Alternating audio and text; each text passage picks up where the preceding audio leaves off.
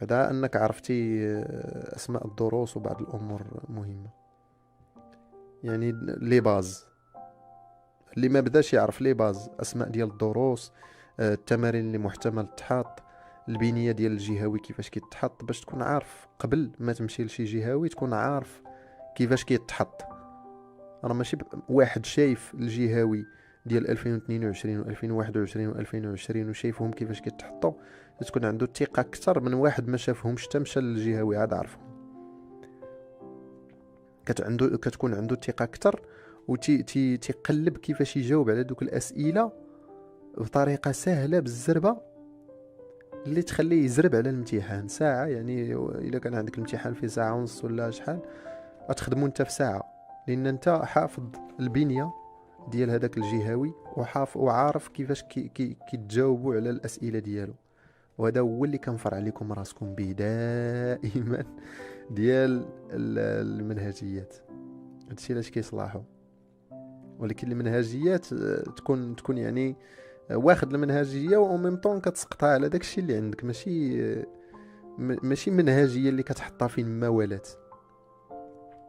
بون الاخوان، هذا هو العرض ديال الجهوي. كندخلك لواحد الدرايف اللي فيه المواد بربعه: العربيه وفرنسي واجتماعيات وتربيه اسلاميه. اللي غتستافد من هذا العرض هو انك غادي تستوعب الدروس ديال المواد بربعه في واحد الوقت اللي قصير، وهذا الشرح كيكون في فيديوهات ودي بي دي اف، وتيكونوا حتى المنهجيه ديال الاجابه، الطريقه على الاسئله المحتمله اللي كاينه دائما في الجهوي، كيفاش تقدر تجاوب بطريقه صحيحه، واللايفات اللي غادي تستافد فيهم من الاعاده ديال المراجعه كذلك، والتوجيه وبزاف ديال الامور، من بينهم حتى الدعم الا كانت شي حاجه هكا اللي محتاجها نتايا. اللي حبيت تسجل معنا يكونتاكتيني على هذا الواتساب، وانا غادي نقول لك جميع الامور باش تدخل معنا.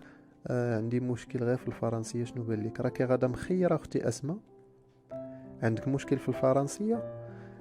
شوف، فاش غتمتحني في الفرنسيه، واخا يكون واحد ما عمرو قرا الفرنسيه او لا ما كيقراش الفرنسي، ما قراش الفرنسي من الابتدائي حتى لدابا، الفرنسيه اللي عندكم ممكن انك تعلم ليها بواحد الطريقه اللي بحال قلتي بالتعاويد، بالتكرار، خصوصا ملي كتكون شايف بزاف ديال الجهويات. بالتعاويد وبالتكرار راه ما غادي يزعزعك حتى شي جهوي ديال الفرنسي. وانا هذه نصيحه كنعطيها لكم الاخوان: تكرار تكرار تكرار ديال الجهويات، تكرار ديال الجهويات مع التصحيح ديالها، تقلب على التصحيح ديالها او انك تخدمها وتشوف واش صحيحه ولا لا. التكرار اللي نقول لكم حتى في الدروس، الناس اللي تيقولوا لي راه تنسى وكذا، التكرار، الكود هو التكرار. يعني راه ماشي بالضروري يكون عندك داك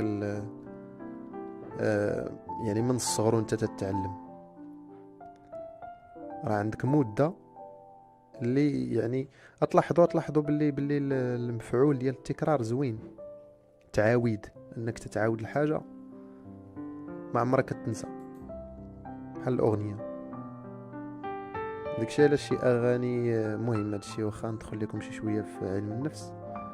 داكشي علاش شي اغاني كيكونوا مشهورين، لان كيتعاود داك الرفران ديالهم: ديسباسيتو، تتعاود تتعاود تتعاود حتى كتحفظها، تتبقى عاقل على السميه. اوكي، نشوف. جيت نبدا جغرافيا، لقيت راسي نسيت الدروس ديال الدوره الاولى، تخلعت. واش غيكفيني الوقت نعاودو من الاول؟ حيت ما بقاش الوقت وبغيت ندير شي جهويات.